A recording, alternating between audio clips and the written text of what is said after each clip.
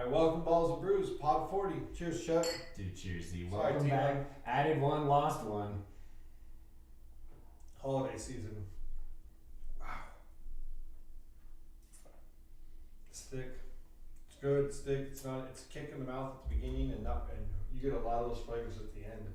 That's such a European beer right there. Okay, so this one is called Mash Test Yummies from Tool City, Denmark. Ooh. I don't even know what the brewery is. It doesn't really have one, but that's what the beer is called, and it has a bourbon barrel aged imperial pastry stout. You get that bourbon barrel right at the beginning, and then after that, you get all the rest of like some cocoa. Right. Yeah. I do think. What did you say? Hazelnut earlier. Mhm, I definitely felt the hazelnut. Coffee.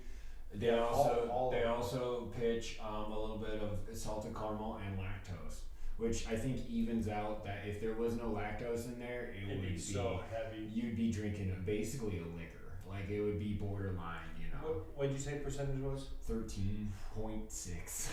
Oh, so 0.6. Yeah, 13.6. It's like a marathon, you know. It's fucking what are those? 23.2. They make you run that 0.2. You know. Can't just stay out you of 13. can't just do 23. That's Take just it not up to enough. 6. You gotta get that. Yeah, I mean. It's tasty. It's tastier than I was expecting. It is the one hitter though. I'm just glad that we got the two, or you know, just the split out of it. Like that was the whole goal. I knew it was going to be a heavy beer. I didn't read the percentage, you guys. I got to get better at doing that. I read it after I bought it. I just read the description. I was like, that sounds fantastic. And I agree. The lactose has got to be what cuts. Because it cuts bourbon, it down. It's bourbon barreled and aged. So Right. both of them together should have just been a and it started to be, and then you got so much flavor at the end. I was surprised how much flavor you got at the end. So being that it's the holiday season, and this was kind of a specialty beer. Here, I'll show you guys the bottle. It's kind of cool. We'll have it up on the X and Instagram here soon. X. Yeah. So it's just shout out Craft, dude. They get me every time because they have such a wide array. It's so eclectic. Like I have FOMO going in there because I have to read every label, and it's in an actual fridge. And when it's cold as shit in winter, and you're already cold, and then you go into a refrigerator, like I've had guys come in there. I've had bar workers come in there and be like, "Are you okay? We just want to make sure you didn't pass out in here." Most people don't last this long in here. They come out before they make a decision because I'll be in there like 20, 30 minutes. Damn. It's bad, dude. It's bad. But shout out Craft as always, and also making a 13.6 drinkable. Yes. So the beer question is in relation to it's the holiday season, so happy holidays, Merry Christmas to those who are going to be celebrating on Monday. What's the best beer, and I know more specifically for you, whiskey, that you have ever gifted or been gifted? And also to you guys, do you enjoy gifting alcohol? Because that is something that I love to do. We gift a lot of whiskeys. Best whiskey I've been gifted, Jefferson Ocean Rye.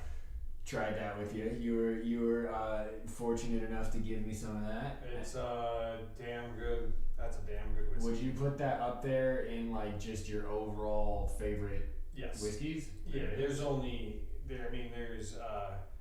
Crown Royal XR, the OG XR before the distillery burned down. I had a drink of that. That is high level. Jack Daniel's Sinatra was high level, and then I'm a huge Ocean fan, whether it's regular Jefferson or the OG Rye. Both of them are pretty good. Gotcha. So that's up there in my top 5 easily. I might have missed one, but yeah. And then we've gifted some good ones. Woodford's is always a good whiskey to gift out. I think it's so delicious.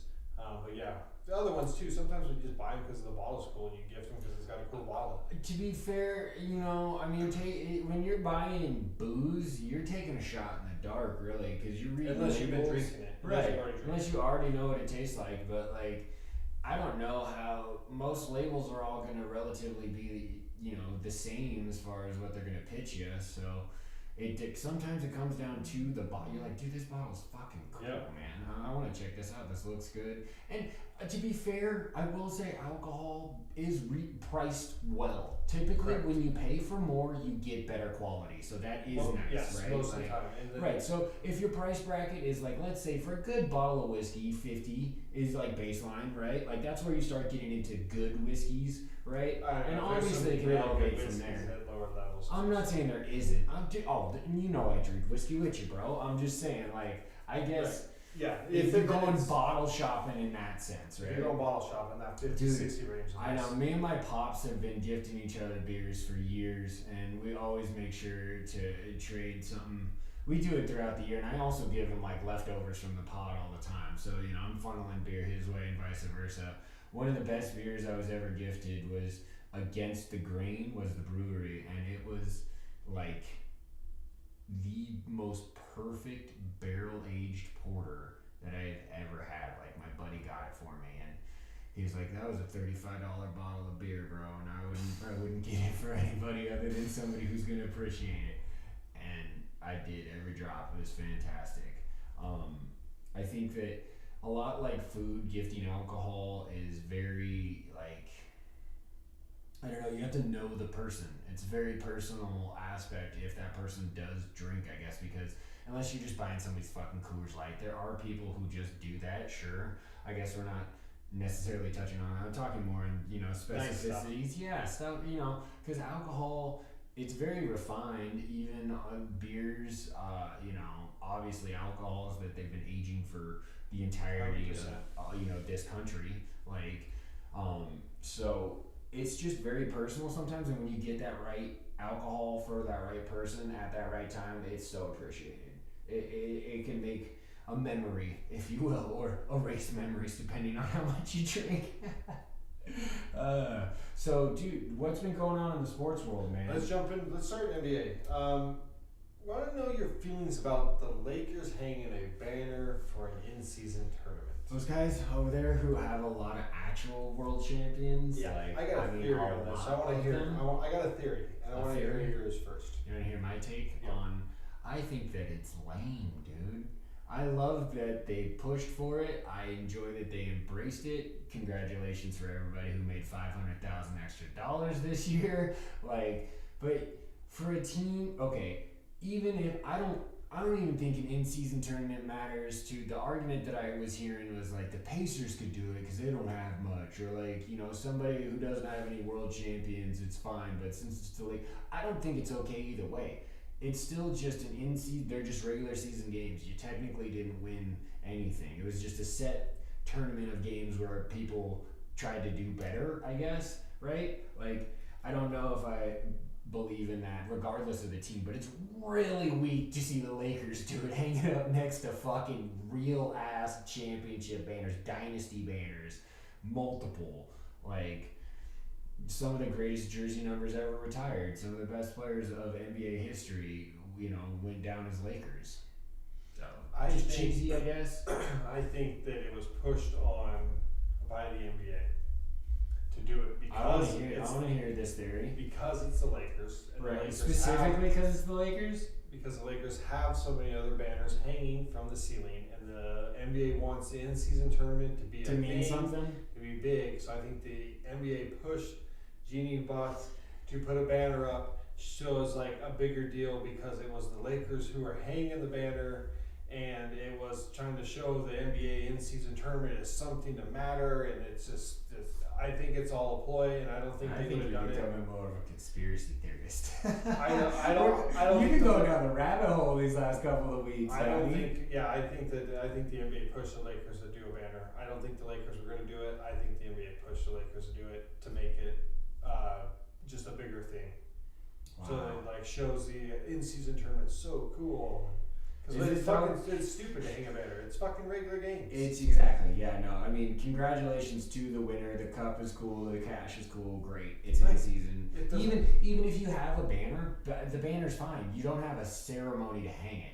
You just put it up if you want to. That's fine. Just don't highlight it, I guess. You I have get the why cup. you're putting it You up. celebrated the win that night. Yeah. The banner is completely unnecessary to re-highlight. Do something else. Do away It doesn't with need it, a hand yeah. with it. It's, No. I think it was pushed on by the NBA to make it like an in-season tournament theme.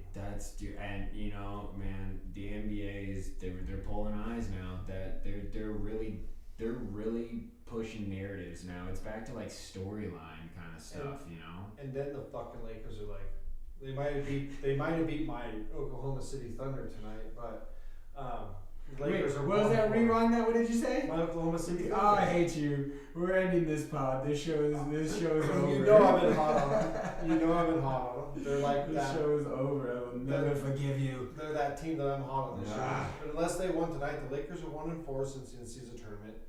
The other LA team, I don't know the Clips. are Kawhi. 9 straight. The Claw. 9 straight. Chuck, I think they lost yesterday to break that, but is that something you're seeing that's going to start mixing? Why wouldn't you love momentum finally? Like, better late than never, I suppose. Like, it didn't have to cash in, but I think that the Clippers, if they make a run for it, I would be all for it. The second team in LA or whatever. Like, they're the Chargers of the NBA. I can't stand the Clippers. But do you think it's a... Well, of course you can't stand the Clippers. You're not supposed to. Do you think... I just can't stand for that, too, for other reasons, who is on the team. Do you think that this is a momentum thing for them now? Do you think that this is a builder? Or as long as they stay healthy, it's health, man. You think so? It's you think absolutely. I just didn't know if that was ever going to work. I know. Well, everybody questioned it, and they tried different things, but no, the three of them, when they can play, are three great basketball players, man. Westbrook comes off the bench. Sure, he still is. Do you see him still getting fired up? Hustle. People call him Hustle. Westbrook. Of course he does. Some Yeah, call him why wouldn't Westbrook, you? and he's still there and yell at him, man. Dude, you're making, You don't hear the fan, dude. You can't yell at I would yell back. I don't. Hey, if you're gonna taunt somebody, bro, you gotta understand. Oh, I'll stand right there and take it back. I don't care. I've done it all my life. But I do. If you're the player, and he's not saying anything about your family. Or no, like, but I'm just saying, if I'm the player, I don't mind them jawing back a little bit too. That's the whole ribbon. Oh, I just ribbing the guy. If you're talking shit to me, that makes me want to shoot the basketball better, not fucking yell Right back now? at the fucking lonely fan that's fucking in the seventh row. Oh my god. No, I think the Clippers if they stay healthy, could turn this corner, man.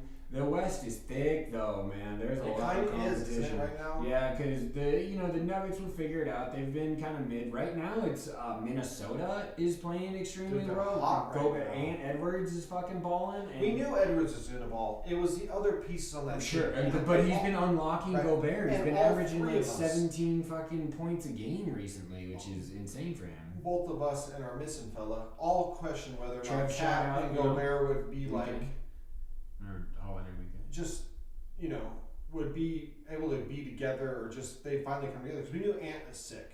Yeah, It was Cat and Gobert. Can that become something? Karl Anthony Towns has more or less kind of wasted his career. Yep. I hate Dude, when to he say came out of that, Kentucky, but I was like, dude, this dude's gonna be unstoppable. he And he never. wasn't. Well, he has the Anthony Davis syndrome where he's got a body built length, he's got it, and he just doesn't mash, he just doesn't bang. Like, if you got to use that to your advantage, man, like in the NBA, the big men can get away with more down low than any other kind of player. Like, It seems to be a kind of a dude that just is kind of there during the season, but maybe he's not putting in some of the extra hard work. You know what I'm saying? He just doesn't seem like he's the hard working guy, like the guy that's out putting in all the extra. He obviously has put enough of his life into this to be at a very high and successful level, but it just doesn't. He's like 98%, and it's that last 2% that makes the goddamn biggest difference. Like legit, when he came out of Kentucky, I was like, How this could you not know? fucking dude's He looked like he had it all. unstoppable. That's what I'm saying. Length, he has size, prototypical, great size, And he and can shoot the athleticism. ball. Yeah, no, I know. And you see it on nights. You And see it. I was gonna say, but here's the thing, though. It's like if they can stay health. Your best ability is Availability. it's gotta happen, right? Like you can't write off a team until the actual injuries do happen. Because right then now, it's backup guys that you gotta right, it's second and third stringers, and then it's like next man up, and then you're hoping for lightning in the bottle to catch, and like So no, but I think the NBA has been served well this year with the talent that. And speaking of talent, who came back? Ja Came off his 25er. Great game. Great couple of games. But I have such an issue with just him. Yes. Why are you keeping receipts? I hate that saying in the first place. Why are you what? Keeping receipts. His first interview asked, I'm keeping receipts. For what? Because people were right? Nobody said anything bad about you. They all said, we hope he gets back, but you can't do that stupid shit.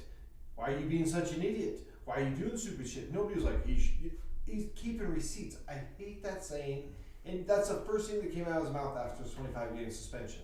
Should have been like, oh man, I'm so great to be back in the NBA. It was so much fun to be back out with my teammates. And instead he told the world that he's keeping receipts. I mean, here's the shitty thing. He didn't get suspended for on the court issues. No. He got suspended because he was being a dip off the court. Right. Like that. So. And not like where it's kind of like, maybe. He was. No, there was you're videos. being stupid. Yes. You're being stupid and you got taped. And you didn't necessarily do anything like with intent with the gun, but it's just the image of it and what it portrays. And with everything else that goes on in the world today. Look right. what just happened no, in and the world. just like So there's just no need man. for that, dude. And we know you're a 21-year-old kid, 22, because he came out young. He's still very young.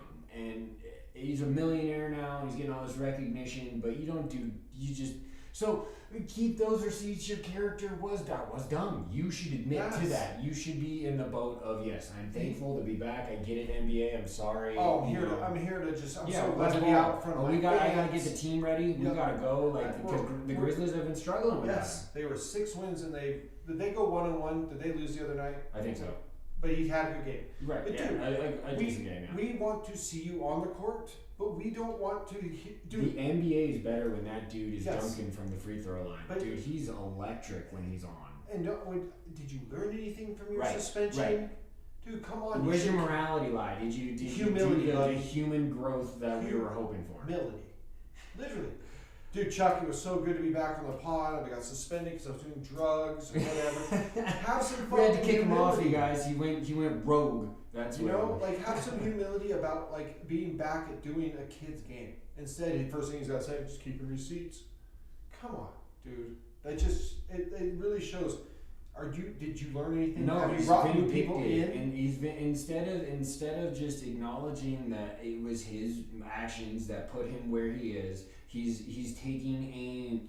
He's Yes. taking aim at the people who are criticizing his character and saying that he's a bad guy. Most people didn't even say he's a bad guy. Most They're people saying are like, they acknowledge you messed up, but you gotta be better, and Yeah. you gotta take the time to figure out, put people in your corner that say the right things to you, that aren't always yes men. Get rid of all the yes men in your fucking life, especially when you're making real money. Like, I can only imagine what it's like to be pulling in that kind of bread that young, right? You got everybody telling you you're the greatest of all time, trying to get a little bit of that. Like, you got to get rid of those, keep the real ones that are honest with you, that keep you in fucking line. I know that he and his father have a great relationship that's been played up by the NBA for seasons now. So fall back on your pops, dude. Don't be doing no his stupid pops kind of shit. seems like he's part of the problem. Really? Well, remember his pops That's the one unfortunate. talking shit to the. But get a little bit of that, media in his corner. That's what I'm saying. It's okay. So, but it's play well. Keep your head low. Play well. Get the Grizzlies back in contention. There should be no news outside of the game of basketball that you follow. Go put up some triple doubles. You know what I'm saying? That's how you push back on those receipts. You do it quietly, you do it with humility, you do it with humbleness, you go out there and you prove it. That's the only way. Nobody cares. Yeah, we want to see you ball out, but we do not We want are to better. hear about it. The NBA is better with you as a stud. You know what else is better? What else is better? The game of baseball. If Than you're a basketball? Dodgers fan, I don't know. If you're a Dodgers fan, it is. Oh my lord. This last week has been absurd. So Ohtani broke on the last part of a couple of pods ago. Was like mind blowing already. And then they've made a couple of goddamn moves since. Let's hear them. Then they deferred money, which was the second move, which is crazy. Oh my god, so much of it. $680 million. They go out and trade Right. For a Glasnow from the Rays. Right. Who at one point last year, we were, dude, he's going to win the Cy Young. And he got hurt. Was he already on the monster deal, or did they give him a monster deal as he came over? Because Glasnow had an extension, I think. So he had the deal. So I think so, but I think maybe not. Maybe they did sign him to a huge extension. They did. They signed him. He was on an okay deal, not the deal that he got an extension when he came over. And then the Dodgers go out and get Yamamoto. Yeah, the Japanese prospect that everybody's been kind of clamoring about. $325. So a little bit more spread out, but fucking still, dude. Over $1 billion. So Ohtani, $700 million, but $680 deferred. So, I mean, $2 million a year. Yeah. So right now, oh my God, the Dodgers are gonna. They still need, I think, a little bit more pitching help, but they have really fucking that goddamn bill when that comes due, man. That ownership group, I understand, just absolutely funnels money in there. $1 billion in three players: Ohtani, Glasnow, and Yamamoto. And that's not Betts or Freeman. Also, full billion right there. Also talking about money-wise baseball. Did you see the article, everybody, today that the Mets got? This is going to kind of go into what Chuck was talking There's about. There's a couple of points I'm gonna fucking. Mets were actually, it fell off my news thing. The Mets had like $101 million in the what's it called, the because baseball doesn't have a salary cap, but they have a Mets right. I gotta find it, but the Mets had so much money for finishing 4th place into the salary. It's because it's not a salary cap, right? But there's a penalty when you cross the deal. Oh, right here, the luxury tax. So the Mets had $101 million in luxury tax, and they finished 4th in their division last year. So we're talking Dodgers make selling that much money. Dude, the Mets did it last year and it failed, and I don't think the Dodgers. Oh, they dumped at the trade deadline bad. They knew they absolutely loaded up for a 1-year run. It didn't work right out of the gates. I bought into the dust. It sucked. It was bad. I called them. I thought the Mets were going to win the East, I believe, because I called Atlanta in the wild card. But anyway, they knew, and then so they still paid to suck. Yeah, and I don't think the Dodgers are going to do that. Dodgers have been, like you said, 600 or $1 billion. Dodgers are going to be good too. Oh my God, they're going to be insane. But they're buying regular season wins, right? Now, their chip was in 2020 during. I think they need a little bit more pitching. I really do. Dude, so my common sense, and I wrote this based off of this conversation. Well, okay, before I present that, actually, back it up. One thing I want to say before this is there are multiple teams. We just talked about $1 billion through one team. Okay, so these are connected subjects. $0 spent. I saw this. Screenshot of there are 2, 4, 6, 8 teams: Blue Jays, Cubs, Mariners, Marlins, Padres, Rockies, Twins, and the Yankees, which is the most surprising, have spent $0. The Yankees made the huge trade. They did make some trades, but they didn't necessarily add, or not add, but salary. So $0 movement of 7 teams in the MLB right now. Even my A's are on that list. That's no. awesome. No. Kind of going back to the Dodgers, Mets teams spending money, these teams not spending money. Okay. Are you mad when teams go out like the Yankees and Dodgers and kind of put these teams together by spending money? And is it mad because your team doesn't do it, or are you mad because there isn't a salary cap? Kind of going on to your right. So my common sense is exactly that. Put a cap on baseball finally. Have the Dodgers broken that seal? Well, man, I wish my team went out and did it. Fuck it, dude. I'd like to win. Seriously. A lot of those owners have tons of cash. I know some of them have more than less. Right. So, well, that ownership group in LA is insane. Right. It's like Magic Johnson and like I forget. There's a couple other like billionaires attached to that, and that team just funnels. Dude, their profit margins, the value of that team is multiple billions of dollars anyway. Like they're not losing money even though they're shelling all of this out, which I wish my team spent is money great for the people, dude. Yeah, well, you're not one of the 7 that hasn't spent $1, so yeah, I mean, we didn't really spend any real money. I mean, it was money. No, spent. it's.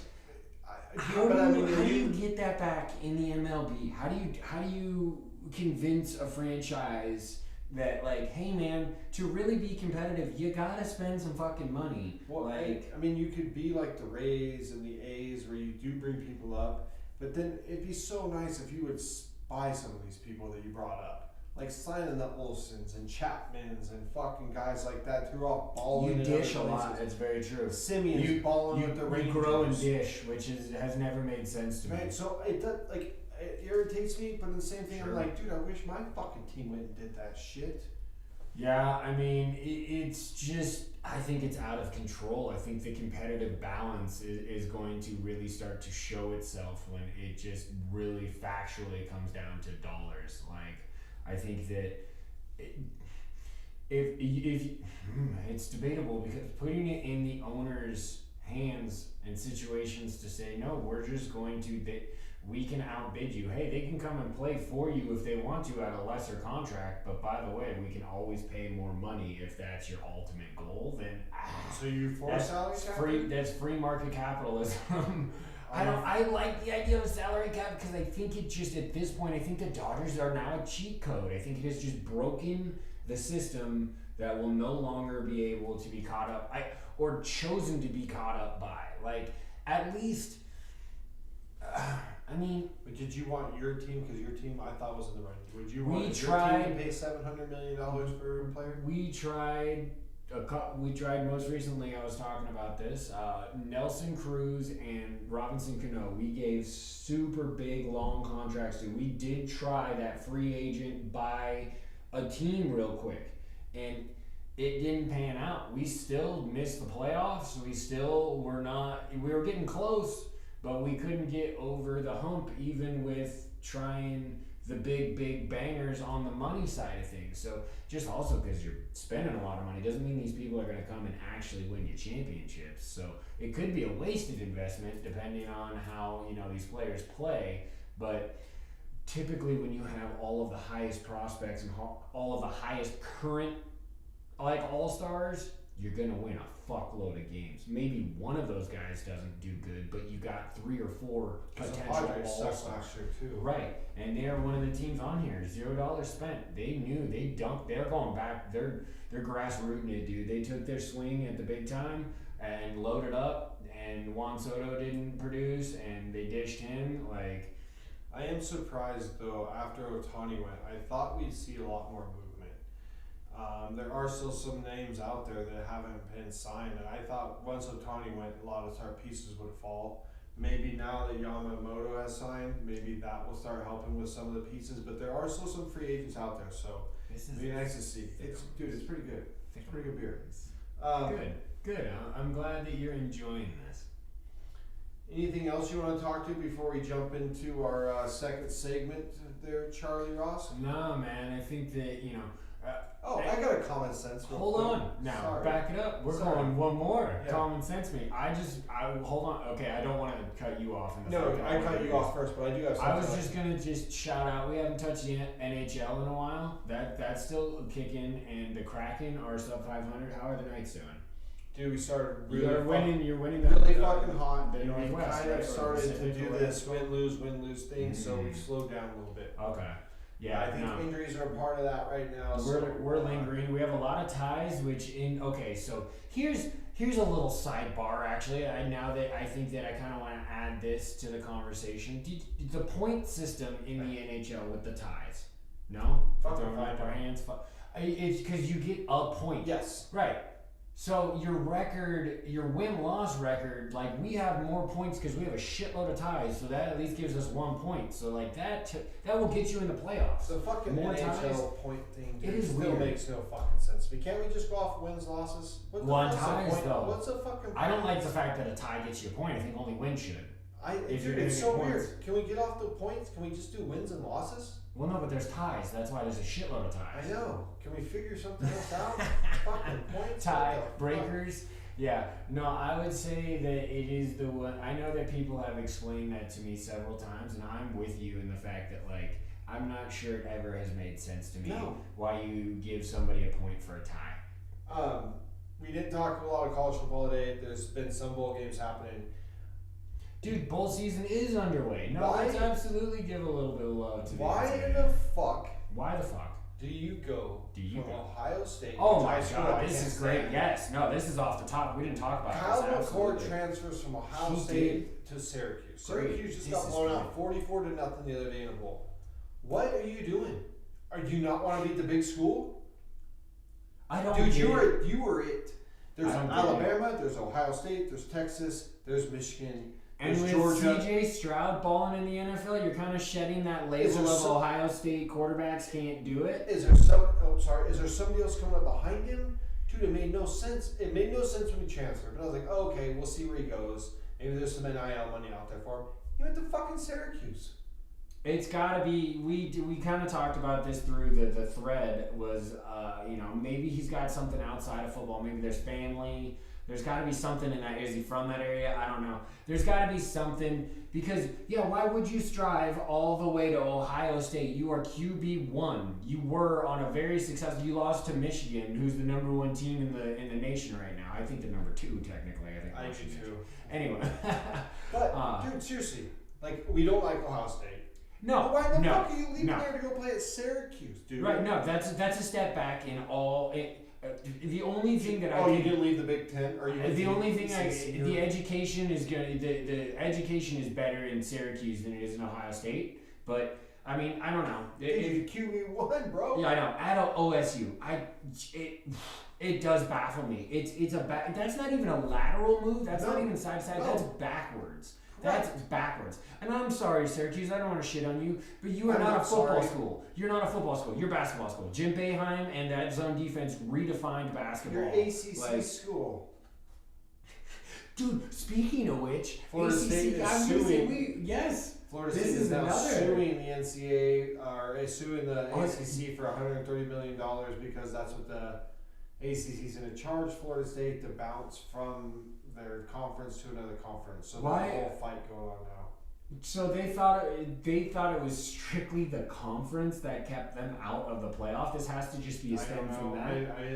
It's because This is crazy. To be fair, this is actually really, this could be big news, or it kind Florida of is State leaving already. the ACC completely collapses the ACC. I mean, because Clemson clearly has taken a step back. Like Duke is going to take a step back now that Riley Leonard's gone. Let's see, Wake Forest, no. Miami, Tyler Van Dyke just left, so I mean, no. Miami still's never got NC back State, to the no. Like, I don't know, man. Yeah, North VT Carolina, no. VT's not VT of the past, dude. It's Virginia Tech's been real bad recently. Florida State Virginia's goes- been bad. Florida State leaves and goes to the fucking SEC. See ya.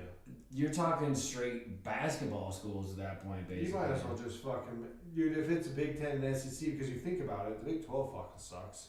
Well, they swallowed up that whole the Middle America. They went quantity over quality. Right, because you're like Oklahoma State's your top team in the division. In the Big 12. Who else is there? Yeah, because TCU? you joined a bunch of other schools around it. That's right, because Oklahoma and Texas are bouncing to the SEC. Yeah. Golly, man, We should just go that fucking division like the NFL. so sad. We just lost it. We just lost it, man. That dollar sign really came in, and like NIL, which we had been talking was going to be a great thing, and I think in a lot of ways it still can be or is. I don't want to see kids not be able to make money as adults. They're adults. They should make money off of these things. But it is turning into the Wild West out there, man. It's fucked up the timing of the transfer portal. When you got dudes transferring Everywhere, from all the time. Texas. They won back quarterback transferred out of Texas to go play at another school, but he can't play in the game against fucking Washington because he had a transfer out before that. Why is the transfer thing open before that? Why isn't the transfer thing open after that? What? NCAA does a lot of things wrong. They only do some things That's what. Oh, dude, and another thing I wrote down here as we're just cruising along this. I love this. The NCAA signing day. Do you see all the flips? There were flips all over the place, man. Georgia walked away with the #1 class again. Like they're. Would you ever try to recruit a kid coming out of high school anymore, or would you just go straight transfer portal? Because these kids are going to bounce out anyway. Might as well No, get well, someone down if south. you're already the cream of the crop, if you're Bama, Georgia, Ohio State, But if you're yeah. anybody else, fuck, I get a good kid in 1 year. He's if he's the tits, he's going to Ohio State. Mountain West receiver of the year, right? Doesn't matter, yeah. Freshman Mountain West receiver of the year. Right. Boom, he's out. Why he's would he be? Yeah, he's leaving the pack to go play somewhere else. Unless he's Tim Tebow and he just has an absolute boner for the school that he's at. Yeah, but he still played at Florida. It wasn't like he was playing at that's very true. University of South SEC championships. University of that's South Tech A&M or something. The North Dakota States. Yeah, so the Montanas of the world, which have good football teams. They're Division II. We're going to come back with a kind of different second segment on the NFL. We're going to ask each other questions for a little bit and just answer questions, random questions. Random fire, dude. Yeah. Little fireback section. Interesting to see my questions to Chuck and Chuck's questions to me. After that, we'll do, we got some more common sense with just football. It's football common sense, and we got a hot fandom. So, we'll see you guys at hot fandom. Welcome back to Balls and Brews. Cheers, Chuck. Cheers, a little different color on this Bruce. Hey. Oh my god, the smell. Mm-hmm. That's good. That's good, Chuck. Gold Cliff IPA by Kona. Ooh. Dude, there was a very late pineapple on that. Did you get that very late pineapple? I got that very late pineapple. Kona, Chuck, go through the notes first, but I love me some Kona. Well, it's very surprising. So it's a straightforward IPA with pineapple added. Yeah, it's on the bottle. It says ale brewed with pineapple and other natural flavors. So added. Yes. So not necessarily pineapple juice, which is why it's not a hazy, which is why it's not unfiltered and it's not thick necessarily. Correct. But dude, it packs a pineapple punch on the back end. Dude, and 7.2. Right at the back end, dude. It has 7.2. Drinks well nice. I mean, that's far less than that 13 points of that motor oil we just had. a lot of Konas though. Like, I'm a Kona fan. Sure, their brown's really good. Dude, it's one of my beers that kind of showed me other beers because you find so many mix packs of it. Nice. Like, you always get three. You get the Big Sky and the Longboard, which are Big Sky and Longboard, their lager and their wheat. Right. Always. That makes sense. Gold Cliff's usually the third beer. And then they always have a different brewski they throw in. So Kona's definitely up there as one of my... Really? Yeah, I'm a big Kona fan. And where are they out of, Chuck? Portland. Dude, alright man, I had a revelation before we started recording this. In fact, if I showed you the unedited version, you would see that. Well, it's got Hawaii. We thought we thought it was a Hawaiian brew. It is not, y'all. Portland. The West Coast, dude. Or Portsmouth, New Hampshire. I would just say that the West Coast, their beer game is immaculate. From Washington to Oregon to California, Nevada, I'd say Vegas has really stepped up their beer game, along with Reno. Obviously, we drink a lot of Reno beer, so we're a little biased. But we drink a lot of beer in general. I just kind of took us on a little excursion over to Denmark for the first beer. Yeah. So obviously, there's fucking great beer all around the world. But dude, the West Coast beers, they have just kind of really taken over. This is really good beer. It is. I love that. I do. It's so fascinating how you get how you get the pineapple flavor so far on the back end. It really is. Mind blown. Let's jump into some NFL questions. We're just gonna throw questions at each other, answer them, have comments on them, just see what's going on with the NFL and what we think throughout the season. What has been going on with the NFL? There's too many fucking injuries. There's, Okay, here's a question. Shoot. What do you think? I've had conversations about this. What do you think about the officiating this year?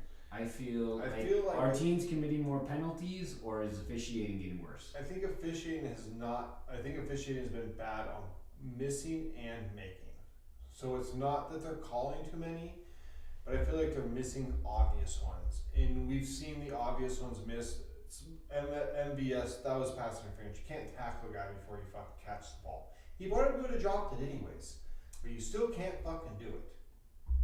Gotta give him the opportunity.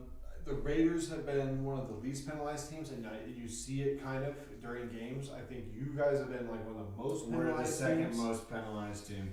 So, but I used to always be a most penalized team. Right. So I see I do see the penalties in the big games, like the Monday nights, the Sunday nights, Thursdays. There's been a lot of misses, but there's been a lot of bad calls on misses and penalties in general. I think it has been down. I think this is the 1 year that it's doesn't it seem like it's been down? I thought not penalties down, like the officiating. Right, correct. Yes, no, I understood. Yeah, I feel as though it was starting to turn around. Things were getting called more correctly. Like, they always slow the game down with reviews sometimes, where they take for too damn long. I like these expedited reviews. Use those more. Make a decision. Look at the frame. Get it right and go. But like I think we said on a pod, was it 2 3 weeks ago? Have one person staring at every game.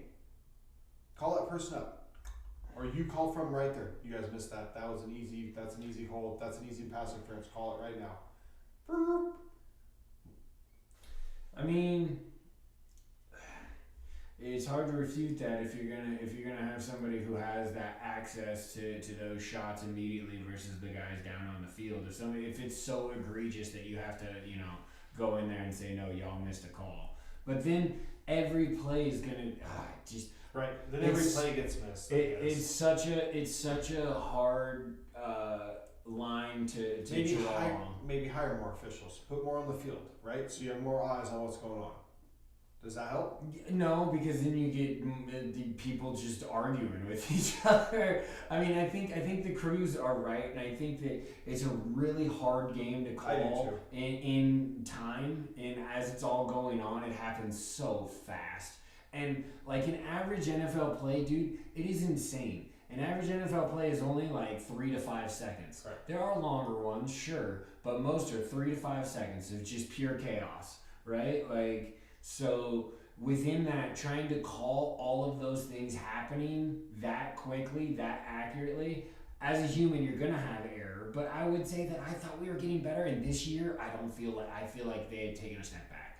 I really do. The officiating has really gotten in the way of several games. Now, maybe I'm biased because as I wear the Seahawks hat, I said that I was the second most penalized team. We've lost games. We've walked teams down the field. And now, don't get me wrong. That's what we used to do. Penalties are penalties. And when you look at it and you're like, well, yeah, they called that right. That sucks. Don't do that again. Versus like, what the hell, man? That was not what you're saying happened. And you had a replay to reflect it, but you still had to have the flag state. Like, So several in Jerry's world on Sunday night or Thursday night, we walked the fucking Cowboys down the field on 3. They got 4 first downs by penalty on one drive, and 2 of them were extremely debatable. 2 of them were like, all right, that's a penalty, right? Admit that. But half. Okay, got one for you. Got one for me. Let's go. The biggest surprise, whether it's good or bad, of the NFL season. Ooh, shit. Okay, biggest surprise, C.J. Stroud, outside of unfortunately coming down with his concussion, because nobody even still thought that the Texans would be at the level, like, 2 games over 500 at one point. Like, they might struggle, from here on out without him, obviously. But, like, his emergence, low-key MVP talk a couple of weekends ago before he got hurt, because he was playing at an insane, like a real Pro Bowl level rate his first year. Biggest surprise because, go ahead. Can I roll off of your comment on CJ and say, does CJ's injury impact his Rookie of the Year with Puka? Since with Puka's numbers are fucking hot. Sure. So if CJ does not maybe make the next strides, because you can't add on he doesn't play. He's not playing this weekend. He's not playing this weekend, right? Correct. So maybe he misses one more game, and Puka has another huge game. Does Puka have enough to catch CJ? You think? I don't. It would be hard to not make that argument. They have 3 games left, and if Stafford and Nakua light it up for $125, a ton or 2 each game, like. And CJ, even if he comes back, but he's mid, and he has like 20 for 37 for 200 and a touch, and maybe a pick. Like, I don't know if that's Puka has been. Can Puka do enough? He's a great surprise if that's going to be your answer to your own question. No, my biggest surprise would be kind of coming off of your CJ. That's a big one. I just thought of that. I wanted to ask that earlier, but you were already on CJ, so I wanted to just get that in with the CJ. All right, we're getting it. Biggest surprise for me is kind of what you're going off with Texans. It's Texans and Colts. I really think. Shout out Gardner Minshew. I have been high on that kid. I hate that he's a Cougar. That's a little bad blood there, but I've always thought that he's gotten a raw deal, and I've said that since day one about that. And I would say the Rams, but I was higher on the Rams than a lot of people, so they're not a surprise to me. But I think the Texans and Colts in general are surprised, and I think it's showing why the Eagles are struggling so much is because they're missing Shane Steichen, and this job that Shane Steichen and DeMarco Ryans have done have been impeccable. No, Shane Steichen and Jonathan Gannon, who is down in Arizona. Yeah, but he's been doing a good job. But even just Shane Steichen leaving I think Shane Steichen leaving the Eagles was a huge. Well, that was also Jonathan Gannon came from the Eagles. Right. They lost both of their. And I think he's done a pretty good job with the Cardinals. I think. I was talking to a Cardinals fan, and I said, dude, if this was. You thought this year was going to. I thought this year was going to be horrendous for them. The fact that they've at least been competitive, you show a heartbeat. Absolutely, that you can build on that. When there is Dan Campbell did it. Yeah, right? Absolutely. Look at Detroit. 2 years in, they bought into the program, and there they go. Gannon seems like he's kind of got that juice going. Which is crazy because that introductory, it looked like it was going to be a disaster. What do you got for your next question? Dude, my next question. Of the NFL. All right. Do we want to have yes, we're going to do it. Is the MVP vote even the MVP? Is it even the most valuable player anymore? Because what does that value stand for if it's only quarterbacks? But I have a pick about the quarterbacks, but I have a pick about who's not in it. CMC I think should be one. 20 touchdowns, dude's rolling. I understand, like, Purdy's having a really good year. The efficiency texted Aronson out, and that other guy answered it. Dude, Purdy's efficiency level, the yak is actually down from a couple years ago. So the efficiency level of the balls that are thrown 10 to 15 yards down the field is amazing. Okay. CMC is a reason that happens. He being healthy all year and that threat of him touching the ball every time he's lined up on any spot in the field is a reason that efficiency level is so high. You almost have to double cover a fucking running back. Okay? You have to double cover the other guy that runs around. Number 19, Debo's a running back, wide receiver. He's a fucking offensive weapon. O-dub. He's an O-dub. He ain't a receiver. He ain't running back. He's an O-dub. You have to double cover him. Holy shit. Who's 85 that's got the long hair that's doing all the good catches running around? Oh, yeah, that's their tight end. Fuck me. The team is loaded. CMC is the reason it flows. I really believe that. So you're singling out the valuable part of the equation of most valuable player. Right. It's why up until the injury, go ahead. There's one player that's not on there, and we touched on the Rams for a second. How in the fuck is Matt Stafford not in the MVP voting with everything he's done? Because his team's the only 8-7. Right, but they don't. Right, and I think one thing baseball does good in MVP voting is they actually take into account that aren't actually make. Look at Trout's won MVPs. He doesn't make the playoffs. It doesn't. Dude, if you win above replacement is a crazy baseball stat. That stat is fucking. But it makes sense. If I take Justin Herbert, Lamar, how many quarterbacks? I'm not shitting on Purdy, Aaron. Let's go. I'm not shitting on Purdy. How many quarterbacks can you take from 1 to 15 and put them in that offense and still have numbers? What happens if Herbert's playing there? What happens if other guys that aren't on these other teams? So if Mahomes is playing with that team, there's not even. And how is it Mahomes in the conversation anyway? Because his team's 8-6. They'd be fucking 2-6 if it was on. That'd be bad. So MVP voting in football is 2 considerations. You have to be a fucking quarterback, and you have to have a winning record. Or not a winning record. You have to be the first or second. You have to be the best recorded. First or second in the league. Yeah. It's bullshit. Right, because value is equated to winning the wins overall, Yes. not wins against or above replacement. That's a wonderful cross reference that, like, if you don't know baseball, you're not going to understand the concept, but it makes a lot of sense. It basically means that if you were to take this player out and sub in the average player at his position, you would suffer this many, losses in whether it be the fielding or And the you're, hitting. and you're kind of talking that Sunday night, which is it Sunday night or Monday night? The Niners. Monday.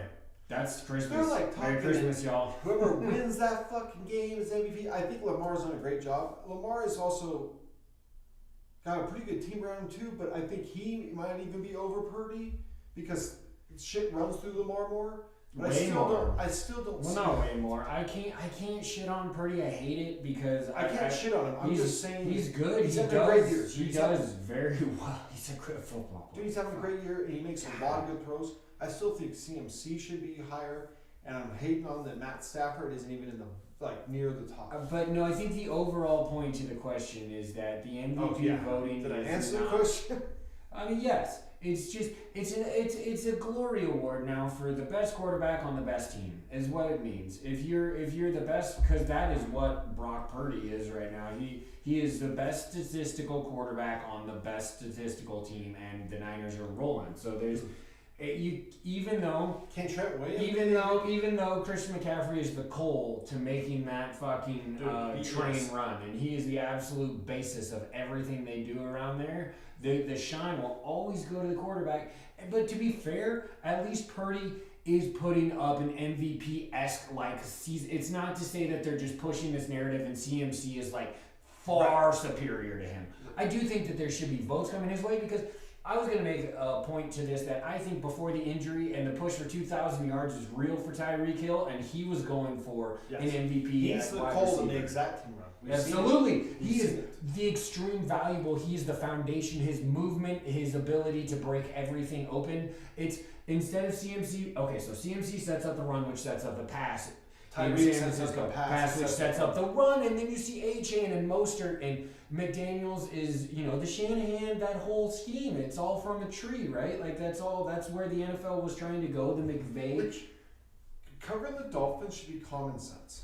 Okay. Why are you never in a too high safety look? The Dolphins ever? If you're playing against the Dolphins, you run a too high safety look. And you stick somebody over the top. No, it's natural. 4-3 time. 4-3 natural. I don't give a. I want two fucking high safeties, and you know where the other one's at. If Tyreek's over here, we're gonna go too high on the same fucking side. There's 4 guys over there. Dude, I'm putting somebody over the top of him every time. It blows my mind. Fucking Ron Rivera running a single coverage on him. Are you trying to lose and get fired? Fuck, maybe I could have hit Tyreek on some of those plays. Getting fired with a couple of years left on your contract as an NFL head coach is actually the way to go about it if you think about it. Hey, I'm just gonna relax on these last couple of years. No stress for me. Yeah, I'll take $8 million a year. Thank you. Second question for you. So you took my MVP question. That was a good one. That was a good one overall. I think we both got in some points. Offensive line play seems so down this year. Where do you think that stems from? Are we not coaching it well enough? That's a great question.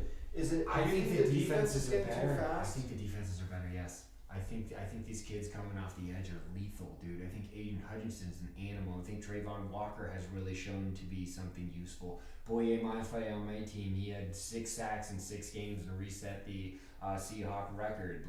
Max Crosby has a motor that does not fucking stop.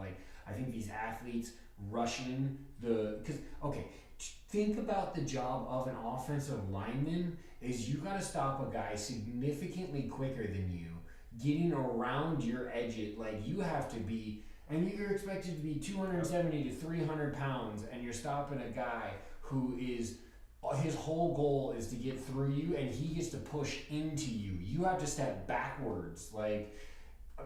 These athletes are insane, and even to be an offensive lineman today has got to be fucking tough. I think the coaching is just fine. I think that, especially at the lines, because they've been emphasized foundation across all teams. Well, some teams. Okay, the New York Jets are real by it. My team. I think, unfortunately, sometimes there are teams that get overlooked, but the successful ones have good lines. Correct, and that's where it should start. It almost should be common sense. It is. It's another one. It's another comment. I agree. If you should start, if your offensive line is good, right? AKA you can put anything behind it. AKA It can elevate anything. Dak rookie year, Zeke's like second year. Big time. No, first same time. Dude, ran the fucking ball down. People still went 13-3. Yeah. This is our year, bro. It really sucks. It really sucks because you kind of wonder. It just without good offensive line play, but the honestly, rest of the offense struggles. So. Right. But I think the reason why the offensive line looks bad, it's not because of the offensive linemen. I think it's the defensive linemen. I've been trying to make this argument, and Trevor's more on the offensive lineman side of things. And I don't know about you, but like I just think the defensive line is just. I think it's becoming more superior. I think it's easier to play defensive line, and there's not enough practices, and it's easier to have a skill player just rush, and you have to develop an offensive lineman. And I just think with and I think it's the NFL's own fault, the players' own fault. The signing of the CBA deals where you take less hitting and less pad work away and less time on. I think offensive line play has got to be almost a music symphony. You have to work as one. 5 dudes have to do one thing. It's a unit. And when you're on defense, you kind of these 2 dudes are just fucking going this way. It depends. There are schemes and over. But it's easier to work. It's easier to put in an ultra talented younger kid on a defense line. Here's the basic breakdown in the difference of defense versus offense. Defense is actionary, offense is reactionary. As an offensive lineman, I have no idea how you're going to attack me. I have to figure that out. Whereas you get to choose what you're going to do to me. Instead, you can do an edge, scooping under or hands move or to be an offensive lineman is insane. They have to know a lot of things, and they have to be the biggest dudes on the field. Those athletes are supreme, and I don't want to shit on the offensive line. I love watching the offensive line play when they can open up holes and Pete Carroll, the Seahawks are predicated on the run game. That's when we're the most successful on offense. Kenny Walker had a great game. We beat Philly. Shout out. Okay, I can't believe I haven't touched on this. Oh my God. We're going to ask team questions. Let's just make that our fandom then. How about that, right? Okay. Let's go.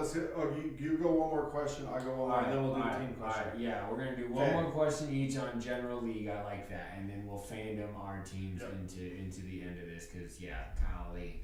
All right, man. Let's see. For the NFL,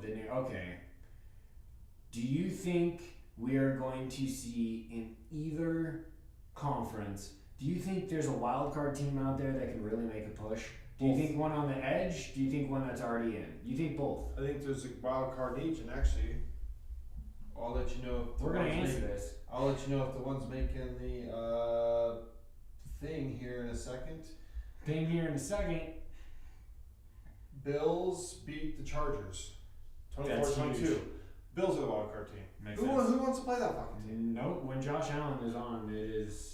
Now you run the football, and all of a sudden, what happens? Cook's coming on. Cook's coming on. That offensive line starting to play a little better. You get them. Then all of a sudden, is Josh going to step back and start throwing? Oh, he can run the ball too? Fuck. We've all known that he can run the ball. In fact, he's been running it more than he probably should have. Correct. But when he's in the open field, he's a hoss. So that's my AFC team that's a wild card. Okay. My NFC team, dude, and we've touched on it for a third time. This is going to be the Rams podcast.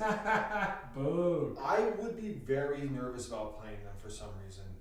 There is something about them. They gave the Ravens a fucking game and a half.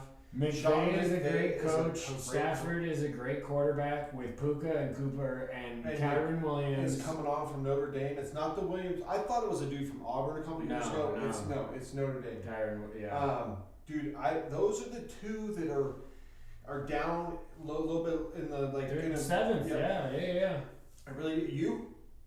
I don't know, man. I think I'm leaning chalk, even though I love the openness of the bottom of both of them. Mathematically, I think there's only been 4 teams eliminated in week 16. We're going into week 16. I wish we didn't know so many Niner fans. It is tough living in enemy territory. At least you have, Raiders love. There is a lot of Raiders suck.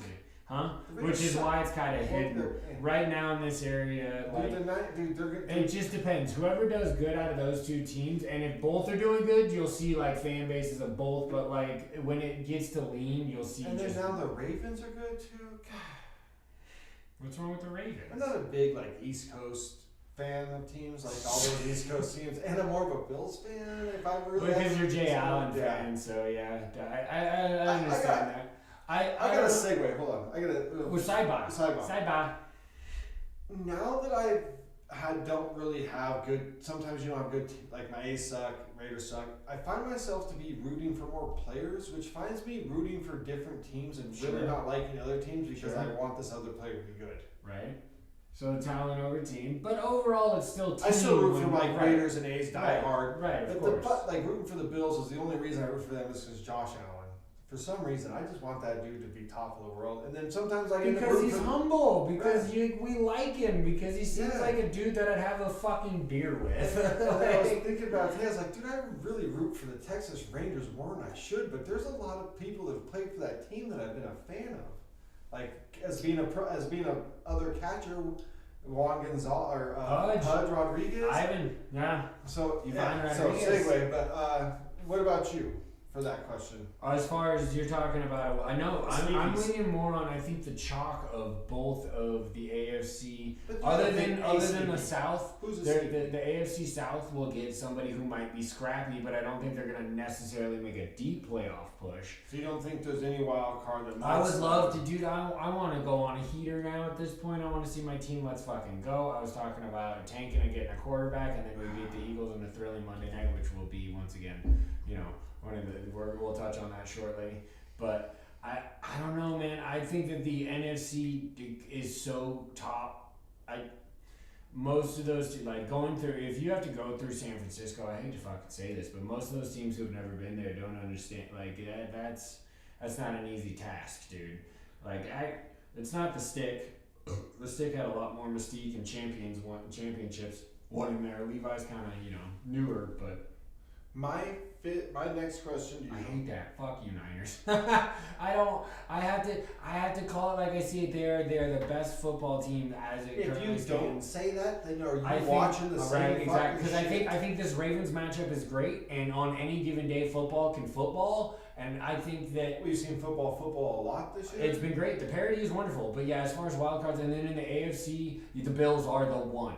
They are because if they blitz out and they can come through the end of this year and Miami falters, then because they can end up technically if Miami loses, Miami's schedule's way harder than the Bills. Harder. Yeah, they saw Dallas this week, and then next week they play. Is it the Chiefs or no? It's Eagles. Is it the Eagles? No, they already played the Eagles. But it's another playoff team. They could dump 2 in a row and then have to face the Bills. They could still lose the AFC Absolutely, East to the 100%. My question to you, which was going to be a common sense question, when your team sucks, do you root for your team to lose so you get a better draft pick, or do you always root for your team to win, even though you know if you can lose, you might be able to draft a better player? I always root to win, man. Whenever I'm watching my team, I have to. It pulls it out of me. I'm not wearing these colors. If you're good enough at drafting, you should be able to find the next player anyway. And if you're crafty enough, you can move equity to get up in the draft. If you find the dude, like sometimes you gotta give up a lot if it's really like the prospect, and like other guys know that too. But if I luckily fall in line with the idea. I appreciate Pete Carroll and John Schneider, and they have ran a great draft. Most of their drafts have been good, if not bordering on great. These last couple of years have been really good. That's why our turnaround's been fantastic. Go ahead. Question and a question. Sidebar, I was watching sidebar. Seahawks game Monday night. That's right. And my boy wasn't out at corner. Can I get some Mr. Woolen? Oh my goodness. Can I get some news on this? Is that now, am I segueing Seahawks? Is this Fandom? Or are we just going into Fandom right here? What are we finishing with right there? Root for your team, good or bad? I root for my team to win all the time too. No, let's finish that, and then I do very much want to go in depth, but sorry, you that was sick because you points. You know what I mean? But no, I have to root for my. I have to. Yeah. I have to. I think if your front office is good enough, you should be able to find the player you need to find when you draft at whatever point. Well, no, I just think it comes down to I will never say I want my team to lose. Right, and if you need to, you can make a trade up like Chuck said. I don't want to see my team lose. I actually hope that somehow my Raiders can win out and we can sneak into the playoffs. Sure, you want to see your team win. Why not? I'm not turning on a Seahawks game to say, well, I hope the Rams beat us today. Like, I say that. That's not right, but because you're not, okay. You're not a Seahawks. So let's roll right into the Seahawks stuff. Can we have why wasn't my boy on the field? Is there news about that? Okay, so let's rewind just a little bit in the idea of the overall last question / fandom. Okay, last question / fandom is because we've already hit a bunch of common senses throughout the whole entire yeah, they've been injected everywhere. We're going to hit a question about each team. So I'm going to ask Chuck actually a two-part question because I got a couple different things I want to ask him about his Hawks. I really want to hear his thing on it. And then he's going to hit me with a Raider question or a couple. Well, I think it all just I want to give my whole Seahawks, and I think you want to give your whole Raiders. What do you think about Wolin not being in the game? That's a sidebar question. I really want to know what you think about where the disconnect has been this year. Is it not like, because you guys are 7-7, but you guys had little wins, and you saw like some news leaking out about maybe Pete wasn't happy with the players. Are you happy with the coaching? Are you happy with the players? Where are you at right now with Seahawk fandom, Seahawk like in general, like because there was that news leaking, and that's always weird shit to hear. So where are you at like with your team in general, high lows? And then I do want to know why my boy wasn't in the game. Man, okay, all right. So high lows. No, okay. I haven't heard any of that, to be fair. Like, KJ Wright had a podcast and came out and said that he had talked to Pete Carroll, and Pete Carroll didn't think the people were buying in. I was like, KJ had a whole thing on it about how Pete didn't think everybody was buying in, and the team wasn't buying into what he was coaching. No, they are, and they have been, and I think that a month of losing, which you've never done in your professional career, maybe makes you start doubting things a little bit. But okay, the current state of Seattle and the Seahawks is Geno Smith is supposed to be coming back right now, but we just witnessed the best drive in this season as a Seahawk fan, 92 yards in a buck and some change with one timeout, dropping dimes over shoulders, Drew Lock backpack, put on the backpack. My God, dude. We knew the kid could throw the football. We just didn't think the kid had it up top. So okay, I love the coaching. I don't think Pete's losing the locker room. Okay. What I'm worried about now is we just had lightning in a bottle, and we're going to put Geno back in for what? Like, why are we not riding Lock right now? That was a Monday night, fourth quarter comeback. Geno has had an opportunity to do that multiple times. He did it once at home against the Bengals. But that was Monday night against the defending NFC champs. That's interesting. I'm glad. I didn't think you were gonna go this way. I like this. So you really think? I think we should ride Lock. Okay. I do. I'm sorry. I think honestly, talent-wise, isn't close. They're right about at the same talent level. Really. I don't know. I think Drew throws a better. Drew's got a bigger arm. Cool. Drew's got a much bigger arm. And I think he runs. He's a little. So quicker. If he can get timing, then because Geno can throw a smooth ball when he has a clean pocket. We just didn't think Drew had it. Dome piece wise. He made some really bad decisions earlier in his career when he was a Bronco. He threw some bad balls in a lot of bad games, which gave him that reputation, which is why it was part of the trade. But coaching changes scenery. 1,100 days in between starting victories for that kid. That is fucking mental fortitude. Has he played good in every game he's came in this year? He started against the Niners, and that was a tough fucking ask.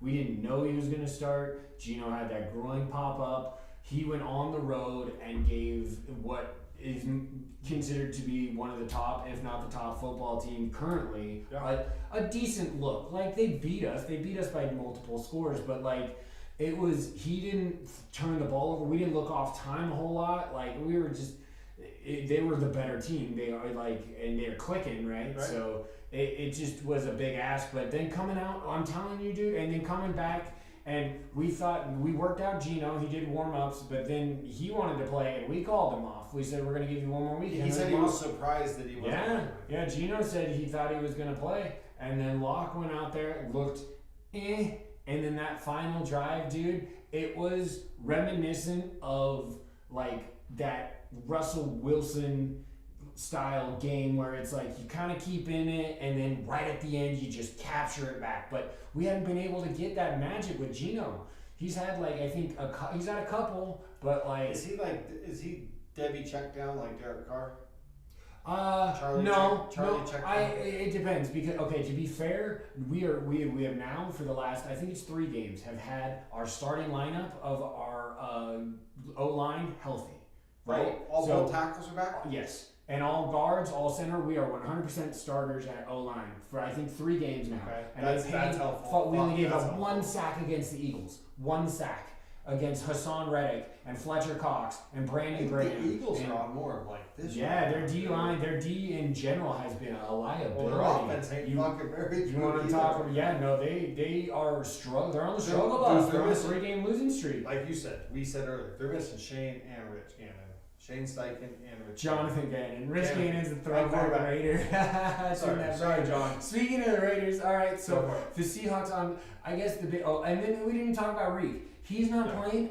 He can't tackle. He can't tackle. That hurts. Michael Jackson. He was my guy. I know, and he's great in coverage. He's elite in coverage. As soon as it's open field tackling, if it's a running back, if it's a wide receiver, even if he can't he levies the shoulder and he stays high. He's 6'4", so when he's hitting dudes, he's bouncing off of people. He's not wrapping up. He's a terrible tackler. That's got to be it. Sidebar before. I've watched a lot of Seahawk football. It's the only answer I can come up with. Sidebar before the Raider question. Okay, go for it. Side by. George Pickens would never play on my football team ever. Oh, that no blocking motherfucker right there. Never.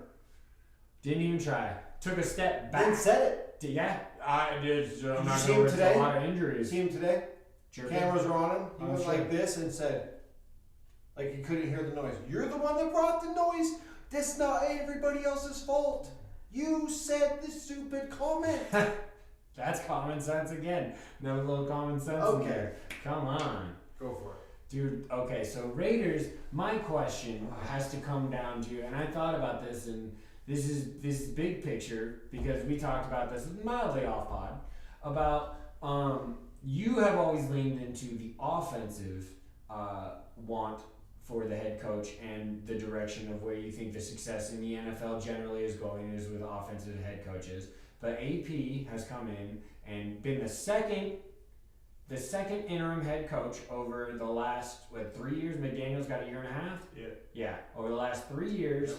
So my main question is AP good enough, even as defensive, to finally get the Davis family off of the splash hire and the internal earned it? Let's take a shot on this blue collar. You know, he's a player's coach. He's a player's coach. I'm like you said, I sit here and preach every week.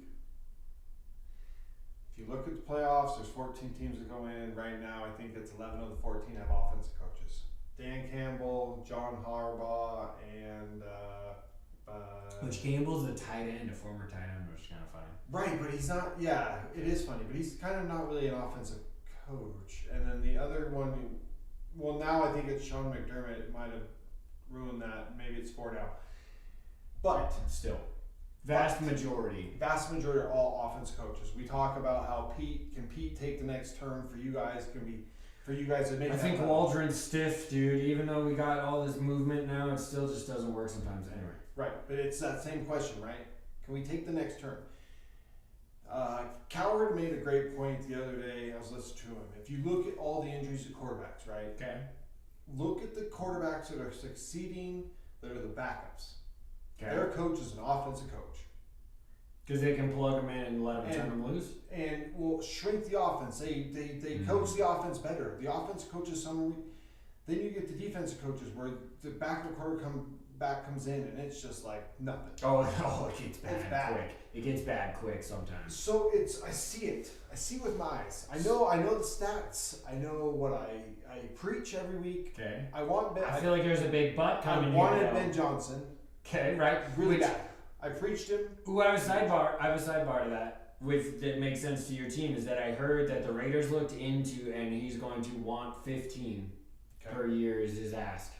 I think Ben Johnson's great. I think that the Chargers should be the team that goes out and gets Harbaugh. He's not going to the Bears. Kevin Martin, president of the Bears, was a Big Ten commissioner. So him and Harbaugh fucking hate each other. So Jim Harbaugh's not going to the Bears. So if Harbaugh goes anywhere, he's either going to LA. Sunny LA. That team right there. The Raiders? Or the Raiders? Or the Chargers. And I really hope what do you want the Raiders to do? I really hope he goes to Chargers because I want Antonio Pierce to get the job. Culture. My next question is Bo Hargrave the dude? And that's the bigger question. I think Champ Kelly's the GM. I think he's going to kill it. Wait, okay, so who's... Bo Hargrave is the guy that has been promoted offense coordinator. Oh. We go out and skip up a fucking goose egg. Right. And 63. Right. I thought the what 63... such a pendulum. And I know there's a lot of fumbles in there, but there was a lot of very good play calling. And I heard a very good interview on Dan Patrick. Was it this week? And it was about offensive play calling. And they were talking about Kyle and like people like Sean and Mike McDaniels compared to other offense coordinators. Okay. And whoever the guest was, and I cannot believe I can't remember who the guest was, said it's because Kyle doesn't call offensive plays. Kyle calls an offensive scheme. Kyle walks in and says, I know this offensive play I'm about to call is going to give me 2 yards. But I'm telling Debo, I'm telling Kittle, I'm telling everybody, you got to block really hard on this. We got to work hard. It's not going to get us yards. Maybe 3 at the most. We know it's a dead play. We're going to come out and run it next time and run some play action off it. And Kittle, you're going to sneak out, and they're going to have 8 in the box. And Kittle's going to hit it for a 20-yard game. And it's like that every time. It's an offensive scheme. So that's where you got to be good. If you're going to have a defense coordinator, I always think that, or a defense coach, I always think you need a Peyton, a Tom Brady. You need an experienced quarterback. But overall, you are in favor of the Raiders moving in the Antonio Pierce. Now you just have to make the call whether or not. And it's you a struggle for me. You have to get off the splash move. You have to get off the splash. I don't necessarily care about the splash move. I've always wanted the offensive guy. I wanted Rich Bisaccia, though. I hated the McDaniels thing. I just thought you needed to go out and prove your offensive coaching staff. Why don't you fire Gruden? Find somebody else. Get some young blood moving in there. And I think you got to do it again. Is Bo Hargrave a good enough offensive coordinator to take the job, or do you need to go out and find another offensive coordinator or more help on that side of the ball? But there is a lot of question marks in the staff of the Raiders moving. But he's done some good things. He brought in Marvin Lewis as a consultant. Well, no, I'm just saying nothing's set in stone. No, right. And Mark Davis has admitted that he's going to go through the thing. He admitted that Champ Kelly was one of his favorite GM candidates a couple years ago, and was glad that he came on as assistant GM. So he was already impressed with Champ Kelly when the Dave Ziegler happened. And I think and there's been articles written, dude, I've read fucking every article after McDaniel's been fired about the discord between him and Ziegler. McDaniel's is kind of locker room shit.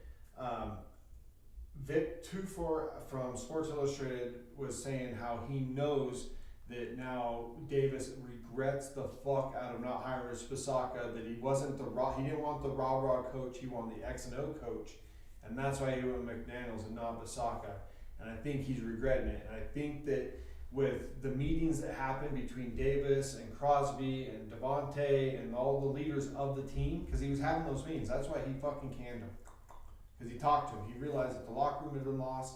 He brought all the leaders to dinner.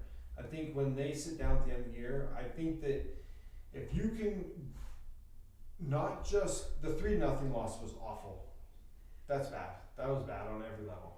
At least lose fucking 27-17. 0 points is not good. Good job, defense. 0 points is not good. You only gave up 3. Yeah, that's true. The defense, like 17 the defense has been almost elite, Chuck. I don't know how many Raider games you've been checking out. The defense has been more really than good. I would like to. Right, the defense has They're been local. They're on everywhere. The defense has been actually really good Yeah. as of late. Max Crosby is Dude, an he's- animal, dude. You already know how I That feel about- Spillane, that Robert Spillane fine. guy's been playing out of his mind. Like, We have it. And if you can, and give you the got Chiefs- AP. That's what I'm saying. if you though, can give the so- Chiefs a game and a half and maybe be close, maybe you'll get the win, and then you do good the next 3 games, I think that Antonio Pierce would definitely be the fucking guy. I don't want to do the splash hire. Jim Harbaugh's the one that I think that they would go I to. think it's clearly fallen short. No, I think that they're aiming for Ben Johnson. That's the outside reports that I've seen now. Well, no, because I heard that the Jim Harbaugh thing gets bigger and bigger because J.J. McCarthy is the quarterback that would be the one that would be falling to us at this point in the draft. Because we've gone to 15th or whatever, however we're falling, and Jaden Daniels is falling so far up that once you get past Jaden, that it's kind of JJ. I just don't know if you can even, make that assertion at this point. That's way too 4D chess, right? So many that's how different they look things in the can- future, buddy. I mean, I have read articles about people writing that Jim Harbaugh would be the coach because the quarterback would be coming from his school. Alright. But I would rather have. Right now, I'm on the Antonio Pierce train. I just think you really got to look at your offensive staff. Well, I think that about wraps up Pod 40, y'all. So thanks for, giving us your ear. Yeah. Follow us on X and on, Instagram for these beers we're going to be posting. Watch our bets. I think are actually going to be a shot this week. We squandered last week right out of the gates. I covered and you covered. We were 2 out of 3, but I didn't literally the cover. first. You didn't cover. I covered. See, Oh wait, did I cover? Listen to Was me, I plus or minus? y'all. Anyway, this bets I feel good about. We got Commanders. I also we made got, another bet this week. Yeah, we got and I parlayed Browns giving 2.5 to the Texans, but now Mills is playing, Stroud's still not playing. Right. I went Lions giving 3 to the Vikings in Minnesota, so the Lions got to win by more than 3, and then I took the Colts getting 2 in Atlanta. So I took my own bet. Those are pretty decently straightforward bets. Also, keep your eye out on all these bowl games that are happening right now. There's players that are going to be playing that are going to be playing in the NFL. So take a look. I don't know. We didn't do any big bowl because we've touched on it a couple of times. But by the time we come back next time, are we going to do one before New Year's? We're going to have to do one before New Year's. That's keep your eye out got for that Bama. Yeah. No, we're coming back and we're going to talk big NCAA on the next pod. Keep your eye out also for basketball's going on, hockey's going on, so just to be For checking the all that goddamn out. Merry Christmases too, man. Yeah, happy goddamn Christmas, holidays. Merry Christmas, Happy New Year. Happy New Year. We're going to be back before the New Year, right? Probably, hopefully. We better be. See you guys. We love you guys.